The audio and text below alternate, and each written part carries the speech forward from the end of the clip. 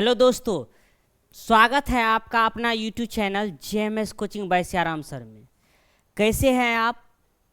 हमें उम्मीद है कि आप मस्त होंगे, ज़बरदस्त होंगे एवं स्वस्थ होंगे। इसके साथ आप एग्जाम की भी तैयारी अच्छी तरह से मन लगा कर कीजिए। आज हम फिजिक्स का पहला चैप्टर पढ़ने जा रहे हैं, जो है प्रकाश का परावर्तन। प्रकाश का परावर्तन यानी रिफ्लेक्शन ऑफ लाइट हम पढ़ेंगे आज के। मैट्रिक बोर्ड परीक्षा जो होता है उसमें इस चैप्टर से बहुत से क्वेश्चन पूछे जाते हैं, ऑब्जेक्टिव भी और सब्जेक्टिव भी। तो ध्यानपूर्वक आप लोग इसे पढ़िएगा। अगर कोई चीज़ समझ में ना आता हो तो वह कमेंट में बताइएगा। तो देखिए, आज हम पढ़ने जा रहे हैं प्रकाश का परावर्तन, रिफ्लेक्शन ऑफ लाइट।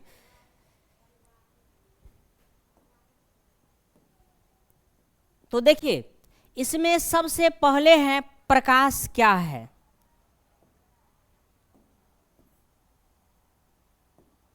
पहला देखिए, आप देखते हैं करता है प्रकाश क्या है, तो इसका आंसर है प्रकाश एक प्रकार की ऊर्जा है जिसकी सहायता से हम किसी वस्तु को देखते हैं। प्रकाश एक ऊर्जा है जिसकी सहायता से, मतलब प्रकाश एक ऊर्जा है, इसकी सहायता से हम किसी वस्तु को देखते हैं। जैसे देखिए, आप कहिएगा कैसे ऊर्जा रूप है, तो आप देखिए, जब सूर्य से प्रकाश आता है तो वह सोलर पैनल जो होता है वह चार्ज हो जाता है। देखिए, सोलर पैनल से बैटरी चार्ज होता है, सॉरी, तो यह सोलर पैनल इसको बैटरी को चार्ज कर देता है। तो देखिए, यहाँ पर वो सूर्य जो हुआ वह प्रकाश ऊर्जा हुआ। अब यही प्रकाश ऊर्जा बैटरी में गया, उसके बाद यहाँ देखिए विद्युत ऊर्जा में परिणत होकर इससे बल्ब जलता है। और जब बल्ब जलता है तो इसमें से देखिएगा आप कि प्रकाश निकलता है। तो प्रकाश निकलता है तो देखिए यह क्या हुआ, विद्युत ऊर्जा से प्रकाश ऊर्जा में हुआ। आप देखिए, प्रकाश जब है तो बल्ब जलता है, तो वहाँ देखिएगा कि इसमें से उष्मा भी थोड़ा थोड़ा निकलता है, तो उष्मा ऊर्जा कहते हैं। जैसे देखिए, पहले हैलोजन टाइप पे आता था, उसमें देखिएगा धुआं धुआं सभी उड़ता है, तो वही होता है देखिए प्रकाश। तो प्रकाश एक प्रकार की ऊर्जा है जिसकी सहायता से हम किसी वस्तु को देखते हैं। अब देखेंगे हम प्रकाश से संबंधित कुछ महत्वपूर्ण बातें, या बुझिए प्रकाश का गुण समझिए। तो ये प्रकाश से संबंधित कुछ महत्वपूर्ण बातें क्या है समझिए। सबसे पहले कहता है प्रकाश, देखिए यह डिफिनीशन में मैंने बताया हूं कि प्रकाश एक ऊर्जा का रूप है। अभी जस्ट मैंने बताया कि प्रकाश क्या है, एक ऊर्जा का रूप है। ये प्रकाश जो है सो यह एक ऊर्जा का रूप है। अब देखेंगे हम कि कहता है उसके बाद क्या, देखिए उसके बाद कहता है प्रकाश सीधी रेखा में गमन करती हैं। देखिए, प्रकाश जो चलती है ना वह सीधी रेखा में। आप देखिएगा कि कभी आप कहीं से अगर कोई बल्ब जलता हो या कोई टर्च जलता हो तो वह उसका जो प्रकाश निकलता है, जैसे मान लीजिए ये टर्चे है, अगर यह टर्च जलता है तो उससे देखिए आप प्रकाश जो निकलता है, ध्यानपूर्वक समझिएगा। तो देखिए,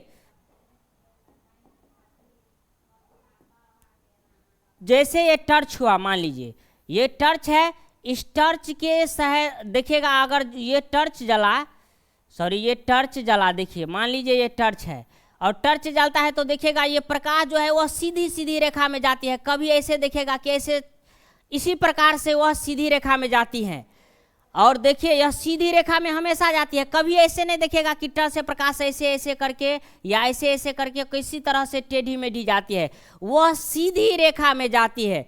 अब हम देखेंगे, देखिए आगे क्या है।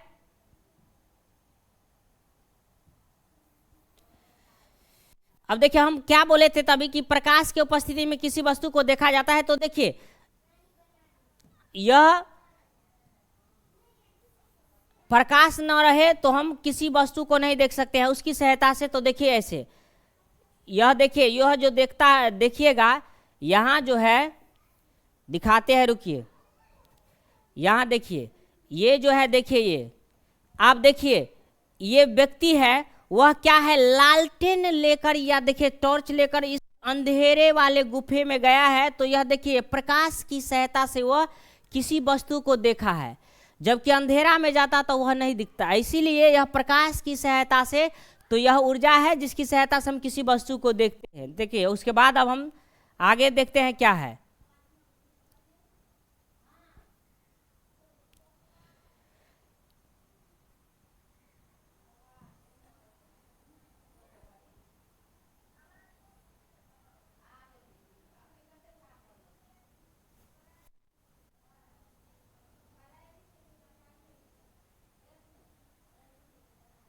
अब देखिए आगे कहता है कि प्रकाश सीधी रेखा में हम समझ लिए। अब अगला पॉइंट है, देखिए प्रकाश विद्युत चुंबकीय तरंग है। प्रकाश एक तरंग है, यह एक विद्युत चुंबकीय तरंग। देखिए विद्युत चुंबकीय तरंग दो होते हैं, अनुप्रस्थ अनुदैर्घ्य। तो इसमें यह विद्युत चुंबकीय तरंग है, प्रकाश एक विद्युत चुंबकीय तरंग है। उसके बाद देखिए हम देखते हैं, और यह भी तरंग में देखिए जैसे यह अनुप्रस्थ तरंग है, आगे देखेंगे हम। देखिए ये अनुप्रस्थ तरंग कहता है, तो प्रकाश विद्युत चुंबकीय तरंग में कौन सा तरंग है? अनुप्रस्थ तरंग है। अब देखिए आगे क्या कहता है कि प्रकाश निर्वात में प्रकाश की चाल सबसे अधिक होती है। अर्थात देखिए निर्वात जो है ना, उसमें प्रकाश सबसे तेज चलती है। आप कहिएगा निर्वात क्या होता है? तो देखिए जहां वायु भी ना हो, यानी वायु कुछ ना हो, वह निर्वात स्थान होता है। तो जहां पर वायु भी ना हो, वहां अगर हम प्रकाश को ले जाएंगे, अगर उस जगह पर टॉर्च बार आ जाए, तो वह उस जगह पर प्रकाश तेजी से चलेगी, सबसे अधिक तेज।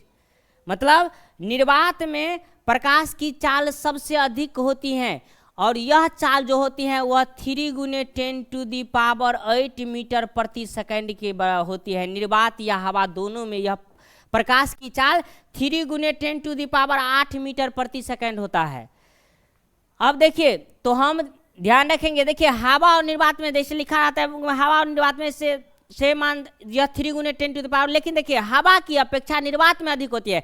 अगर ऑप्शन आपको दिया हो कि प्रकाश सबसे अधिक तेज चलती है, अगर कहे ऑप्शन दिया हो ए हवा, बी में दिया हो निर्वात, सी में दिया हो कांच, अब देखिए ऐसे करके दिया हो, तो हम कहाँ लगाएंगे ऑप्शन? निर्वात में लगाएंगे। फिर देखिए कहता है भिन्न भिन्न माध्यम में प्रकाश की चाल भिन्न भिन्न होती हैं। अभी देखिए मतलब अगर कांच है तो उसमें प्रकाश अलग चाल से चलेगी, जैसे अभी निर्वात में पढ़े हुआ तेजी से चलेगी। हवा में, अब देखिए सभी में, मतलब पानी में, तो सभी माध्यम जो माध्यम है, तो भिन्न भिन्न माध्यम में प्रकाश की चाल अलग अलग होती है। अब फिर देखते हैं हम कि यह हम देख चुके हैं कि अनुप्रस्थ तरंग है। प्रकाश के गमन के लिए किसी द्रव्यात्मक माध्यम की आवश्यकता नहीं होती है। मतलब देखिए जैसे हवा हुआ, पानी हुआ, कांच हुआ, तो जरूरी नहीं है कि इसमें ही प्रकाश चलेगी। जैसे मैंने अभी बताया कि निर्वात में जहाँ कुछ नहीं हो वहाँ भी प्रकाश चलता है, तो जरूरी नहीं है कि प्रकाश किसी माध्यम में चलेगा, इसीलिए इसको माध्यम की आवश्यकता नहीं होती है। उसके बाद देखिए क्या होता है, प्रकाश तो स्वयं अदृश्य वस्तु होता है। प्रकाश स्वयं अदृश्य वस्तु होता है।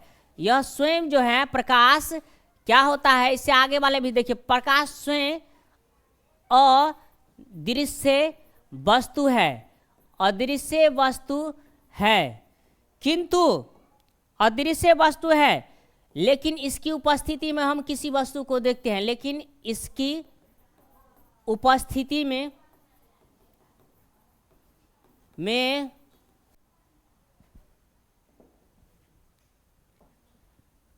हम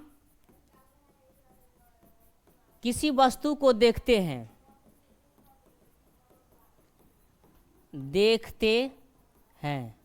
देखिए प्रकाश अदृश्य है, उसे हम नहीं देख सकते हैं, लेकिन हमें कोई चीज इसके उपस्थिति में दिखाई देता है, प्रकाश की उपस्थिति में ही दिखाई देता है।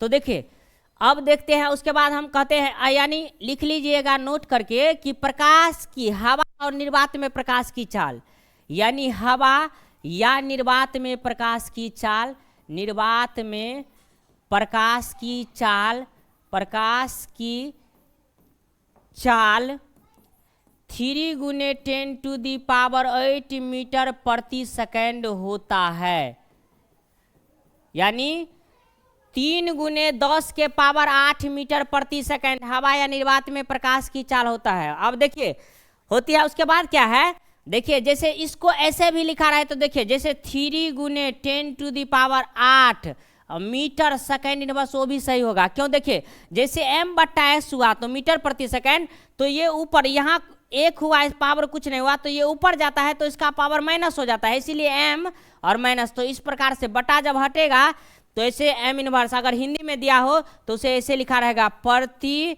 मीटर, या प्रति, ऐसे भी लिखा रख सकता है मीटर प्रति सेकेंड या प्रति मीटर सेकेंड, ऐसे भी हो, किसी तरह से लिखा हो। तो हवाई और निर्वात में हम जाने कि हवाई और निर्वात में प्रकाश की चाल 3 गुने 10⁸ मीटर प्रति सेकेंड होता है। यह अधिक चाल से गमन करती है निर्वात में। उसके बाद हम देखेंगे आगे,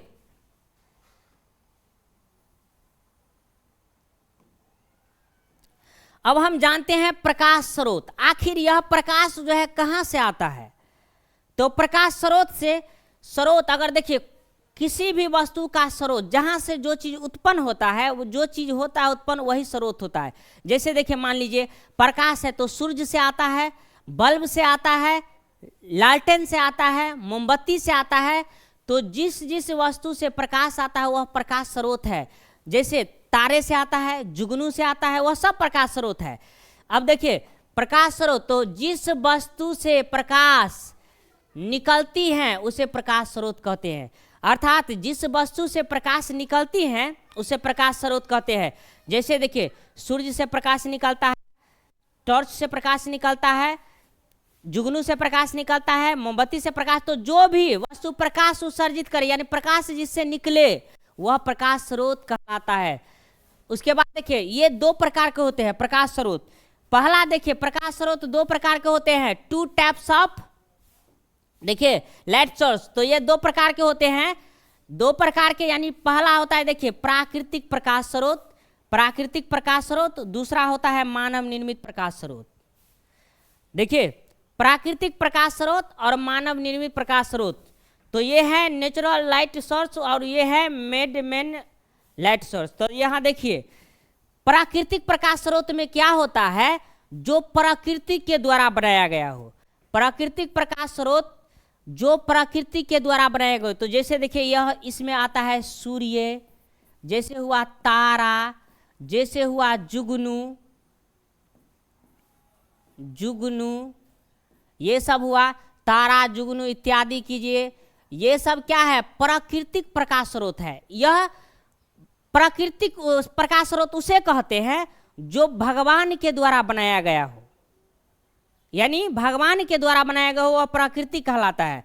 तो प्रकाश स्रोत देखिए सूर्य, तारे देखिए, जुगनू जिसे भगजोगनी कहा जाता है, आप देखिएगा वह देखिएगा जब रात अंधेरा में उड़ती है तो वह इसके नीचे से बल्ब जैसा जलता रहता है।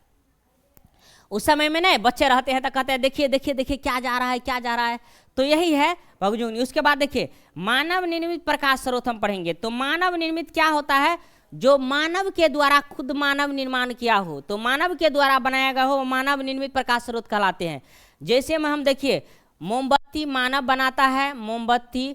उसके बाद देखिए जैसे बल्ब, बल्ब हुआ, लालटेन हुआ इत्यादि, ये सब जो है वह मानव निर्मित प्रकाश स्रोत है। जैसे देखिए ये बल्ब है, इससे भी प्रकाश निकलता है, तो यह भगवान ने नहीं बनाया है, यह खुद मानव ने बनाया है।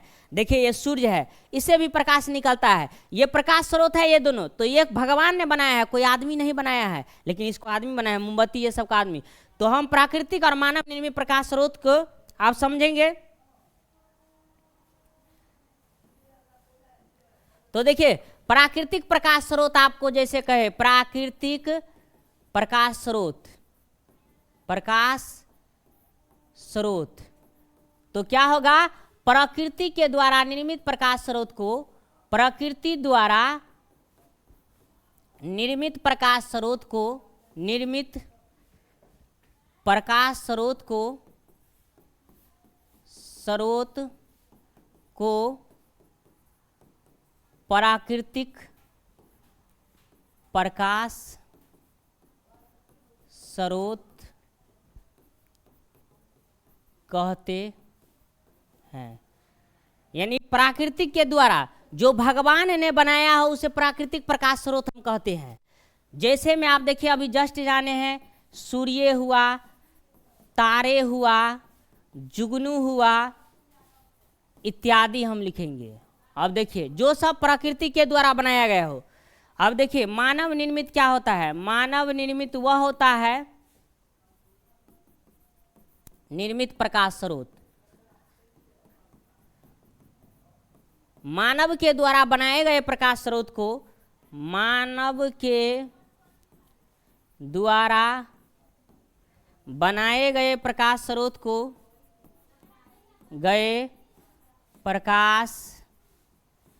स्रोत को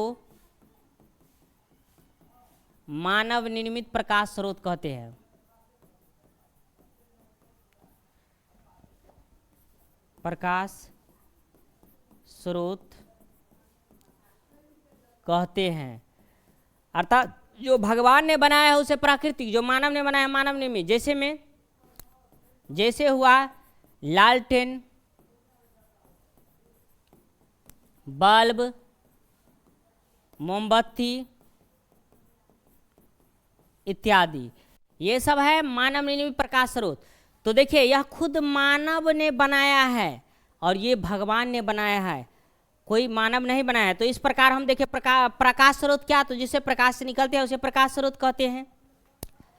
आगे देखते हैं हम। अब देखिए हम पढ़ेंगे आत्मदीप्त। आत्मदीप्त कहे, परदीप्त कहे, दीप्तमान कहे, ये सभी एक ही पदार्थ है। तो देखिए यह जो है यह क्या है, तो देखिए पदार्थ वे पदार्थ जो स्वयं प्रकाश उत्सर्जित करते हैं, मतलब जो खुद प्रकाश उत्सर्जित करते हो, वह प्रकाश जो उत्सर्जित करता है वह क्या कहलाता है, तो वह आत्मदीप्त कहलाता है। जैसे में देखिए आत्मदीप्त में सूर्य, तारे, दीपक, लालटेन, यह सब क्या है, स्वयं प्रकाश उत्सर्जित करता है, तो वह आत्मदीप्त कहलाएगा। जो स्वयं प्रकाश उत्सर्जित करे वह आत्मदीप्त कहलाएगा। देखिए जैसे ये सूर्य भगवान है, यह स्वयं प्रकाश उत्सर्जित करता है, यह आत्मदीप्त। लालटेन हुआ, मोमबत्ती हुआ, ये सब जो है वह स्वयं प्रकाश उत्सर्जित करते हैं, ये आत्मदीप्त प्रदीप्त इसमें आएगा। अब देखिए एक होता है अदीप्त या अपर्दीप्त, मतलब वे पदार्थ, देखिए वे पदार्थ जो स्वयं प्रकाश उत्सर्जित नहीं करते हैं, मतलब जो पदार्थ प्रकाश उत्सर्जित नहीं करते हैं वे कहलाते हैं, उत्सर्जित नहीं करते, अदीप्त पदार्थ कहलाते हैं। जैसे देखिए क्या ये टेबल है, क्या इससे प्रकाश उत्सर्जित होगा? नहीं होगा। क्या ये बुक इस पर रखा है, इससे प्रकाश उत्सर्जित होगा? नहीं। ये कुर्सी से होगा? नहीं। किसी पत्थर से होगा? नहीं। प्रकाश यह उत्सर्जित नहीं होता है। यह क्या होता है, किसी प्रकाश की उपस्थिति में देखा जाता है, लेकिन यह स्वयं प्रकाश उत्सर्जित नहीं करता है। तो हम यह देखें, जो स्वयं प्रकाश उत्सर्जित करता है वह आत्मदीप्त, और जो प्रकाश उत्सर्जित नहीं करता है वह अदीप्त कहलाता है। आगे देखेंगे हम।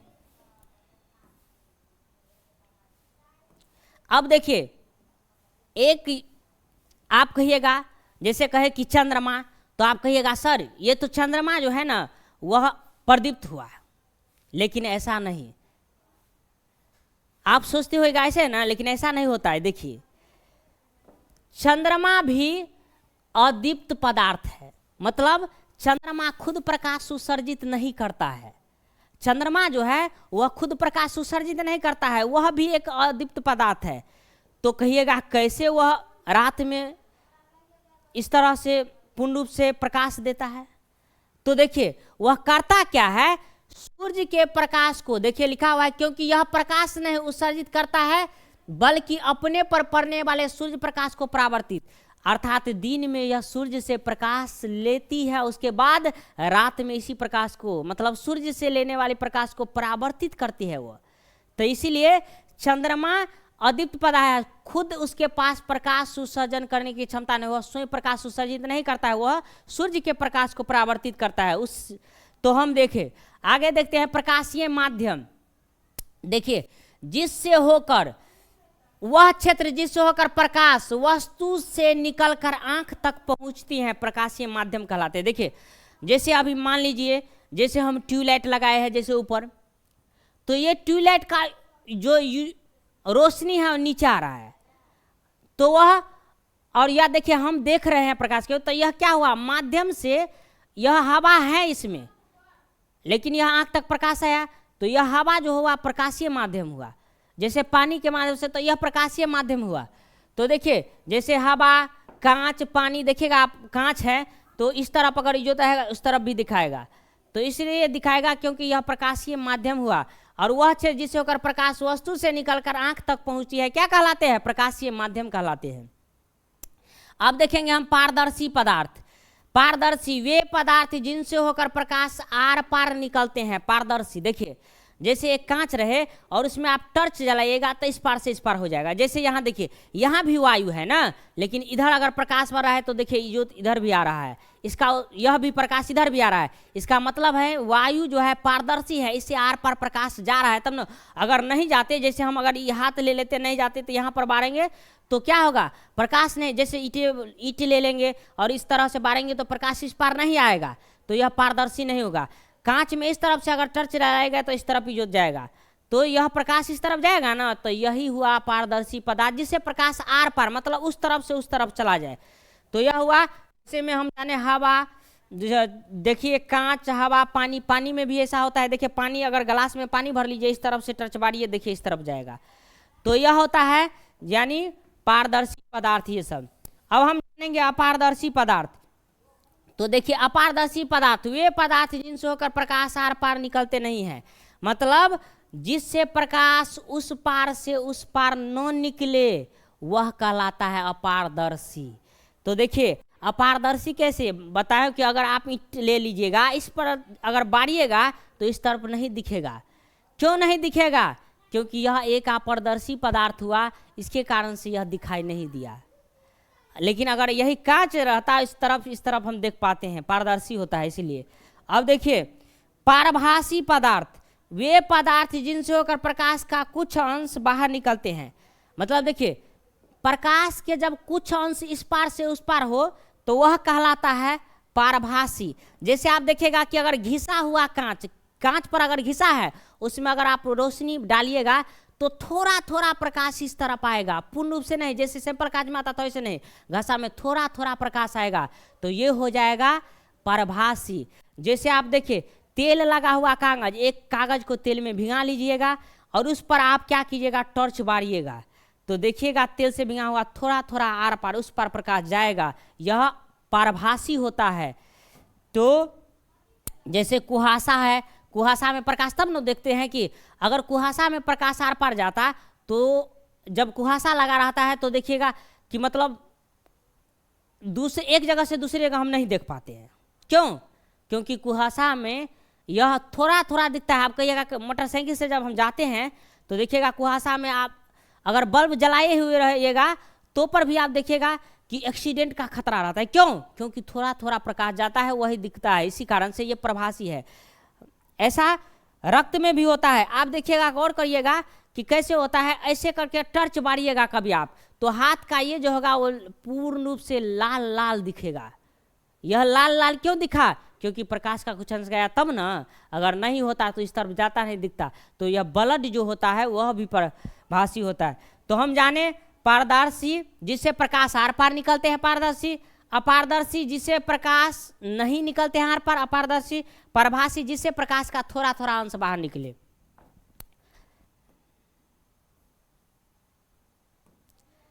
अब हम जानेंगे देखिए कि सबसे पहले किरण, रे है क्या, किरण। तो देखिए प्रकाश के पथ को किरण कहते हैं, अर्थात प्रकाश के जो गमन पथ होता है ना उनको किरण कहते हैं। देखिए जैसे ये हुआ किरण, ये जो है ये किरण है, ये प्रकाश इसी प्रकार से जाते हैं। तो देखिए आप देखिएगा गमन करता है कि नहीं प्रकाश इसी प्रकार से, तो ये हुआ ये किरण है इसी। तो प्रकाश के पथ को क्या कहते हैं, पथ मतलब होता है रास्ता, तो प्रकाश के पथ को क्या कहते हैं हम, किरण कहते हैं। आगे हम देखते हैं किरण पुंज या प्रकाश पुंज कहिए, इसे हम किरण पुंज भी कहते हैं, प्रकाश पुंज भी कहते हैं। तो किरण पुंज कहिए या प्रकाश पुंज कहिए। तो देखिए क्या होता है, किरणों के समूह को, किरणों के समूह को किरण पुंज कहते हैं, किरणों के समूह को किरण पुंज कहते हैं।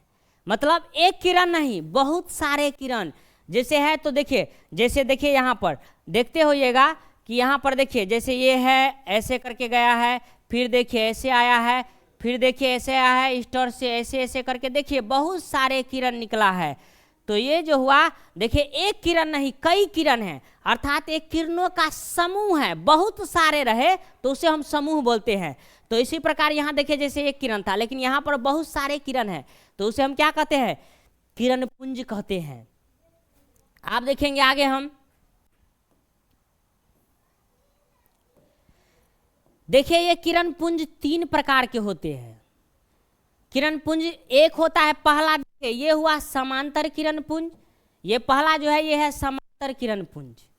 उसके बाद देखिए ये है अपसारी किरण पुंज और ये है अभिसारी किरण पुंज।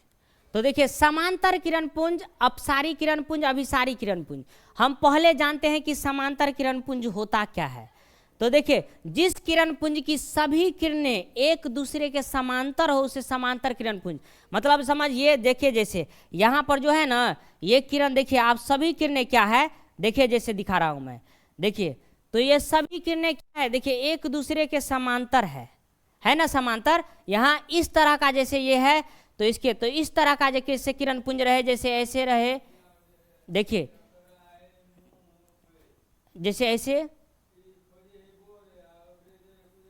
जैसे ऐसे, जैसे ऐसे ऐसे, अगर इस प्रकार से किरण रहे एक दूसरे के समांतर हो तो उसे हम क्या कहेंगे, समांतर किरण पुंज कहते हैं। उसे क्या कहते हैं हम, समांतर किरण पुंज।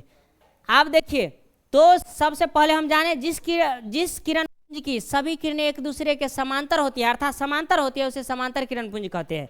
आगे देखते हैं हम, अब देखिए अपसारी किरण पुंज, अपसारी। तो देखिए अपसारी में क्या होता है, अप मतलब निकलना। तो देखिए जिस किरण पुंज की सभी किरणें एक बिंदु से निकलकर आगे फैलती हैं, देखिए जैसे यहाँ एक बिंदु है, इससे होकर देखिए जैसे ये प्रकाश गया है, फिर देखिए ये भी गया है, अब देखिए फिर ये भी गया है, अब देखिए फिर ये भी गया है, इस तरह से गौर से देखिए ऐसे ऐसे करके गया है। तो क्या देखिए कि एक जगह से बाहर निकलता है। तो देखिए यानी जिस किरण पुंज की सभी किरणें एक बिंदु से निकलकर आगे, मतलब यहाँ से निकलकर देखिए ये आगे फैल रहा है, सब ऐसे ऐसे करके सब आगे फैल रहा है, तो उसे हम क्या कहेंगे, तो उसे हम कहेंगे अपसारी किरण पुंज। तो हम ध्यान रखेंगे, देखिए यह इमेज, अपसारी में क्या होता है, इस किरण पुंज की सभी किरणें एक बिंदु से फैलती हैं आगे तो उसे अपसारी कहते हैं। अब देखिए अभिसारी, अभिसारी किरण पुंज क्या कहेंगे, तो देखिए जिस किरण पुंज की सभी किरणें एक बिंदु पर मिलती हैं, मतलब देखिए इसमें तो आगे फैलती है लेकिन अभिसारी में देखिए अपसारी में निकलना, अभिसारी मतलब आना, ऐसे कर समझ लीजिए। तो देखिए अब देखेंगे हम, आपको दिखाते हैं, देखिए यही है, देखिए अब क्या है, जिस किरण पुंज के सभी किरणें एक बिंदु पर मिलते हैं, देखिए इसमें क्या हुआ, ये सब किरण इस धर से आ रही है और देखिए यहाँ एक जगह पर आकर मिल रही है। आप देखिए जैसे ये दिखाया हुआ है कि आना, आप समझिएगा कि कैसे दिखाता है। तो देखिए ऊपर में आप देखिए जैसे बाहर निकलने के लिए ऐसे दिखाया था कि यहाँ से जाकर ऐसे, तो ऐसे तीर दिखाया हुआ था ऐसे करके, तो ये हुआ बाहर निकलना। अगर कोई आ रहा है तो हम ऐसे दिखाएंगे कि प्रकाश जैसे किसी, तो देखिए ऐसे करके अगर ऐसे किया और ऐसे हम दिखाए तो इसका मतलब हुआ आना, और ऐसे करके अगर ऐसे करें तो इसका मतलब हुआ जाना। तो यही देखिए क्या देखें हम कि प्रकाश जिस किरण पुंज के सभी किरणें एक बिंदु पर मिलती हैं, अर्थात यहाँ देखिए जैसे सब आकर यहाँ मिला तो उसे हम कहते हैं अभिसारी किरण पुंज। तो सिंपल सी बात है, समांतर में आप याद कर लीजिए एक दूसरे के समांतर हो, अभिसारी, तो अभिसारी मतलब आना हुआ, अपसारी मतलब जाना हुआ। तो अभिसारी तो हम समझ जाएंगे कि सभी किरणें आती हैं, और अपसारी कहे तो हम समझ जाएगा सभी किरणें जाती हैं। आगे देखते हैं हम,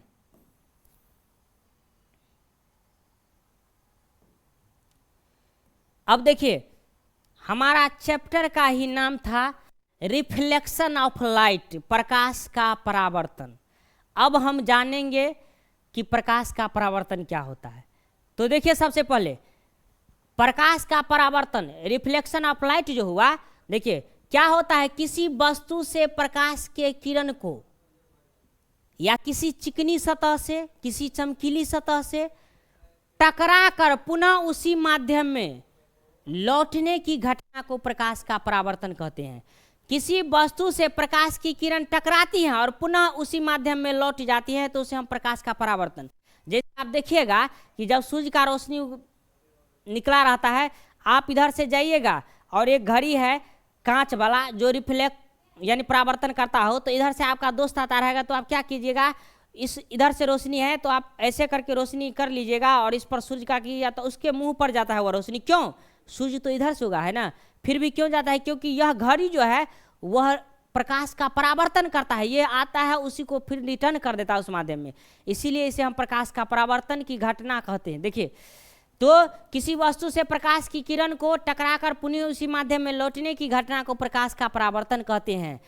तो देखिए जैसे ये प्रकाश इधर से आ रहा है, अब देखिए इधर से आया, उसके बाद देखिए यहाँ पर ये चिकनी सतह है, ये चमकीली सतह है, उस पर टकराकर पुनः उसी माध्यम में देखिए ये लौट गया, ये आया इधर से और टकराकर इस माध्यम में लौट गया, तो इस घटना को हम कहते हैं प्रकाश का परावर्तन। अब देखिए जैसे देखिए ये टर्च का ये कांच लगा हुआ है, तो देखिए दिखता होगा आपको, यहाँ देखिए जैसे ये है, तो देखिए गौर से ये कांच जो है ना, ये उस पर देखिए ये कांच पर ये टर्च आया, फिर देखिए उस पर इस तरह से हुआ, तो हम देखते हैं कहीं भी ऐसे करिएगा तो इस प्रकार से होता है। अब आगे हम देखते हैं,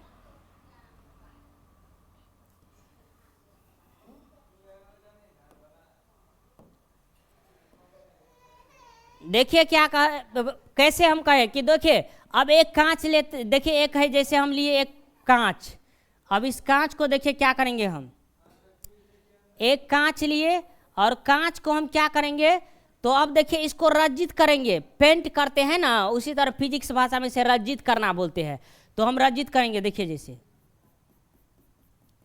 अब रज्जित इसको हम कर लिए, यानी कलयकृत पेंटिंग कर लिए। अब क्या होगा, देखिए प्रकाश इधर से आएगा, तो प्रकाश अब आएगा तो इस कांच पर ये जैसे प्रकाश आया और इस कांच पर पड़ा, और कांच पर पड़ने के बाद वह पुनः फिर देखिए लौट कर इसी माध्यम में चला जाएगा। जैसे देखिए ये आ रहा है,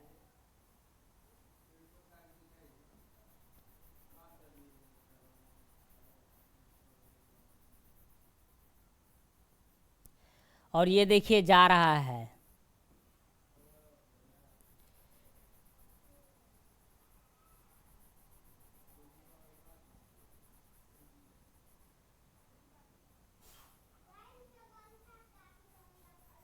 देखिए अब क्या हुआ, प्रकाश की किरण आई और देखिए इस चमकीली सतह से, चिकनी सतह से या कोई भी सतह हो उससे टकराकर पुनः उसी माध्यम में चली गई, तो यह क्या हुआ, प्रकाश का परावर्तन। अब देखिए यह क्या होता है, इसमें देखिए गौर से, अब इस बीच में एक लंब डालते हैं सीधा सीधा, तो देखिए ये जो किरण आ रही है इस किरण को हम कहते हैं आपतित किरण, आपतित किरण, इस किरण को हम कहते हैं आपतित किरण। और देखिए ये सतह से टकरा कर जो जा रही है उसे हम कहते हैं परावर्तित किरण, परावर्तित किरण, परावर्तित किरण। तो हम क्या देखें, आपतित किरण क्या, तो डिफिनीशन क्या है, किस स्रोत से आने वाली किरण, यानी प्रकाश स्रोत से ही प्रकाश आएगा ना, तो किसी स्रोत से आने वाली किरण को हम आपतित किरण कहते हैं, और किसी वस्तु से टकराकर जो लौटती हैं उसे हम परावर्तित किरण कहते हैं। अब देखिए यह क्या होता है, ये जो हुआ इसका नाम होता है अभिलंब, अभिलंब क्या कहेंगे हम, तो देखिए ये आपतित किरण है और परावर्तित किरण है, आपतित किरण और परावर्तित किरण के बीच में जो यह लंब डाला गया है उसे हम कहते हैं अभिलंब। आपतित किरण और परावर्तित किरण के बीच में जो लंब डाला गया है उसे हम क्या कहते हैं, अभिलंब कहते हैं। अब देखिए ये हुआ अभिलंब, यहाँ देखिए जैसे ये आपतित किरण है और अभिलंब, यहाँ ये होता है आपतन कोण I और ये होता है R परावर्तन कोण। तो अब देखिए ये आपतन कोण यानी ये देखिए आपतित किरण और ये हुआ अभिलंब, आपतित किरण और अभिलंब के बीच में जो कोण बनता है उसे हम कहते हैं आपतन कोण, आपतन कोण, उसे हम कहेंगे कौन, आपतन कोण। और देखिए परावर्तित किरण और अभिलंब के बीच में जो कोण बना उसे हम कहते हैं परावर्तन कोण, परावर्तन कोण। तो हम जान लिए कि आप किसी स्रोत से आने वाली किरण को आपतित किरण, टकरा कर लौटने वाली किरण को परावर्तित किरण और बीच में डाले गए लंब को अभिलंब कहते हैं। और आपतित किरण और अभिलंब के बीच में जो कोण बनता है उसे आपतन कोण कहते हैं। परावर्तित किरण और अभिलंब के बीच में जो कोण बनता है उसे परावर्तन कोण कहते हैं। देखिए यहाँ जिस वस्तु पर, जैसे देखिए ये आपतित किरण जिस बिंदु पर पड़ती है उसे आपतन बिंदु, उसे आपतन बिंदु कहते हैं। मतलब जिस बिंदु पर पड़ा उसे आपतन बिंदु कहते हैं। जैसे इमेज में आप देखिएगा ये सब दिखा हुआ था। तो अब देखिए आगे हम देखते हैं कि देखिए प्रकाश के परावर्तन के नियम। तो हम क्या पढ़े, आपतित किरण परावर्तित। देखिए प्रकाश के परावर्तन के दो नियम होते हैं। आपसे पूछेगा कि प्रकाश के परावर्तन के कितने नियम होते हैं, दो, और दोनों को लिखे तो इन दोनों को लिखना है। तो प्रकाश के परावर्तन के दो नियम होते हैं। पहला क्या होता है, देखिए आपतित किरण, परावर्तित किरण तथा आपतन बिंदु पर डालेगा विलंब, तीनों एक ही तल में। देखिए जैसे हम दिखाए हैं अभी, तो आपतित किरण ये आने वाली किरण और ये जाने वाली किरण, और हुआ और उसके बीच में जो ये लंब डाला गया था, देखिए ये तीनों एक ही तल में होते हैं। ये तीनों किसी एक ही तल में होते हैं। आपतित किरण, परावर्तित किरण और आपतन बिंदु पर डाले गए विलंब, ये तीनों एक ही तल में होते हैं। उसके बाद देखिए दूसरा नियम, पहला नियम ये हुआ। दूसरा नियम है कि आपतन कोण परावर्तन कोण के, अर्थात आपतन कोण हमेशा परावर्तन कोण के बराबर होते हैं। यानी आपतन कोण हुआ ना, वो हमेशा परावर्तन कोण के बराबर होता है। इसका मतलब हुआ कि कोण आई बराबर, देखिए कोण आई, ये एंगल आई के बराबर कोण आर होता है। कोण आई बराबर आर होता है, यानी कोण आई बराबर हुआ कोण आर। ये होता है दूसरा नियम। प्रकाश के परावर्तन के दूसरा नियम है कि कोण आई बराबर कोण आर होगा। आगे हम देखते हैं। अब देखिए आपको जैसे यहां से ऑब्जेक्टिव आएगा, तो आप देखिए कि प्रकाश के परावर्तन के नियम से कैसे हम समझाएंगे इसको। देखिए कहेगा कि आपको जैसे आपतन कोण 45 डिग्री है, मान के लीजिए कि ये कोण 45 डिग्री है, तो परावर्तन कोण का मान क्या होगा। तो हम क्या पढ़े कि आपतन कोण बराबर परावर्तन कोण ना, तब परावर्तन कोण का मान हो जाएगा, ये मान जो होगा वो 45 डिग्री हो जाएगा। एक ये होता है। और दूसरे क्वेश्चन ऐसे भी पूछे जाते हैं, जैसे देखिए ऐसे करके इमेज दिया होता है, और ये इमेज में आपको क्या करेगा, ऐसे इमेज दिया रहेगा और यहाँ ऐसे, और देखिए ये अब आपको क्या कहेगा, देखिए यहाँ कहेगा कि ये 30 डिग्री है, ये 30 डिग्री है, तो आपतन कोण बताइए। देखिए ये 30 डिग्री है या परावर्तन कोण, अगर एक निकल गया तो दूसरा भी वही होगा। तो ये 30 डिग्री है ना, तो देखिए गौर से, अगर हम कोई रेखा लिए, उस रेखा पर अगर सीधा सीधा लंब डालते हैं तो यह 90 डिग्री पर होता है। तो 90 डिग्री पर यहाँ ये हुआ 90 डिग्री और ये भी 90 डिग्री हुआ ना, तो ये लंब। और आप जानते हैं कि ऐसे करके ये रैखिक युग्म जो है 180 डिग्री बनता है। तो ये 90 डिग्री, तो गौर से देखिए यहाँ भी जो हुआ, देखिए जैसे यहाँ ये भी हुआ 90 डिग्री और ये भी हुआ 90 डिग्री। तो आप गौर से देखिएगा, अगर ये 90 डिग्री हो गया तो देखिए ये तो 90, ये 90, ये मतलब यहां से लेकर, देखिए यहां जो था यह विलंब, अर्थात यह 90 डिग्री जो हुआ,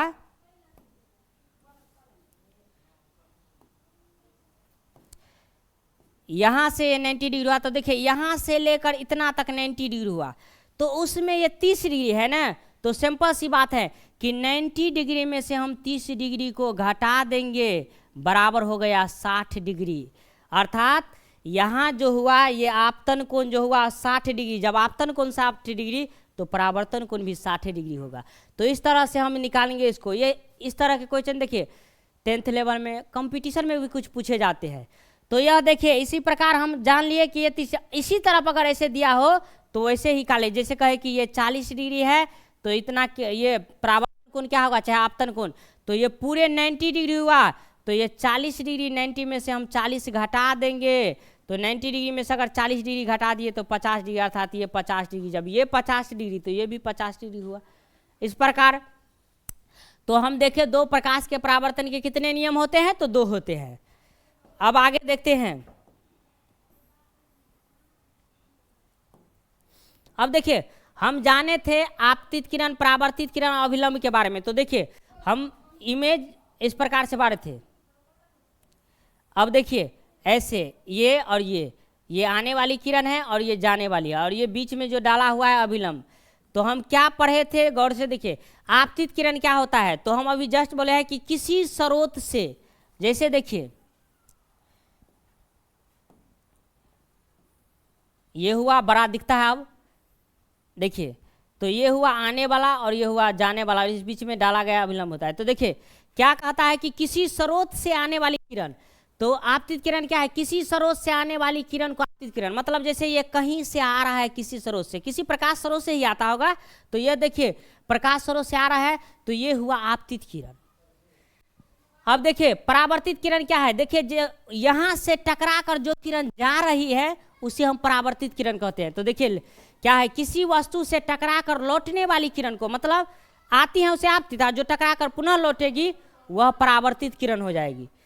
अब देखिए अभिलंब क्या है, तो क्या होता है, देखिए आपतित किरण और परावर्तित किरण के बीच डाले गए लंब को अभिलंब कहते हैं। मतलब ये आपतित किरण हुआ और ये परावर्तित किरण, इसके बीच में ये जो लंब डाले जाते हैं उसे हम कहते हैं अभिलंब। ये जो हुआ इसे कहते हैं, तो ये हुआ आपतित किरण, ये जो हुआ ना ये हुआ आपतित किरण, आपतित किरण, और ये हुआ परावर्तित किरण, परावर्तित किरण, और ये जो हुआ सो अभिलंब हुआ। तो आपतित किरण और परावर्तित किरण के बीच डाले गए लंब को अभिलंब कहते हैं। आप देखिए आपतन कोण, तो ये देखिए आपतित किरण और अभिलंब के बीच में जो यह कोण बनता है उसे हम कहते हैं आपतन कोण, जिसे आई से डिनोट किया जाता है। इसे आई से डिनोट किया जाता है, इसे आई से डिनोट किया जाता है, आई से यानी सूचित किया जाता है, किया जाता है। इसे आई से सूचित किया जाता है, किस कोण को, आपतन कोण को। आगे देखते हैं हम परावर्तन कोण। तो देखिए अभी मैं जस्ट बताया हूं ऐसे करके, देखिए ये इमेज, ये आने वाली हुआ और ये जाने वाली हुआ। तो ये आने वाली किरण और ये देखिए बीच में ये अभिलंब है, ये जाने वाली किरण, और ये है अभिलंब, अभिलंब। और देखिए तो यहाँ जो ये हुआ आई और ये हुआ आर। अब क्या देखिए हम देखिए परावर्तन कोण। तो परावर्तन कोण क्या है, तो देखिए परावर्तित किरण और अभिलंब के बीच में, देखिए ये जाने वाली किरण जो है परावर्तित किरण, ये किरण ये है परावर्तित किरण, परावर्तित किरण, और ये जो है यह आपतित किरण है, आपतित किरण। तो देखिए ये परावर्तित किरण और अभिलंब के बीच में जो कोण बना है उसे हम कहते हैं परावर्तन कोण, परावर्तन कोण, और ये जो है उसे हम कहते हैं आपतन कोण। तो देखिए परावर्तन कोण क्या हुआ, तो जो किरण जाती है परावर्तन कोण, यानी अब देखिए यह परावर्तन कोण को क्या कहते हैं, देखिए तो किसे आर से सूचित करते हैं, इसे आर से, क्योंकि इसका इंग्लिश होता है एंगल ऑफ रिफ्लेक्शन, इसीलिए इसे हम आर से सूचित करते हैं, इसे आर से सूचित करते हैं, आर से सूचित करते हैं, आर से सूचित करते हैं। उसके बाद देखिए आपतन बिंदु क्या है, तो देखिए जिस बिंदु पर आपतित किरण सतह से टकराती है, मतलब जिस बिंदु पर यह सतह से टकराई ना या पड़ती है, तो उसे हम, जैसे यहाँ पर ये पड़ा इस बिंदु पर, तो इस बिंदु का जैसे हम वो नाम दिए, तो ये हुआ आपतन बिंदु, ये हो गया आपतन बिंदु, ये हुआ आपतन बिंदु। तो देखिए आज हम जाने प्रकाश यानी फिजिक्स का पहला चैप्टर, भौतिकी का पहला चैप्टर है जो रिफ्लेक्शन ऑफ लाइट, प्रकाश का परावर्तन, उसमें हम कुछ आज जाने। तो यह हमारा लेक्चर 1 हुआ। अब हम कुछ लेक्चर 2 में जानेंगे। इस तरह से हमारा यह प्रकाश का परावर्तन एक चैप्टर 4-5 वीडियो में पूर्ण रूप से समाप्त हो जाएगा। उसके बाद देखिए नज़दीक एग्जाम का नज़दीक आते ही 1 शॉट चलेगा, उसमें आपको एक ही वीडियो में सभी पढ़ाया जाएगा। तो अब ध्यान रखिएगा, इसी तरह से ये होता है। अब तैयारी में अच्छे तरह से लगे रहिए, क्योंकि समय नज़दीक आ गया है। आपको तरमतोड़ तैयारी करना है, मेहनत में लगे रहिए। यही मेहनत आपको रिजल्ट देने में रिजल्ट बेटर देगा, यह मेहनत आपको रिजल्ट बेटर देगा।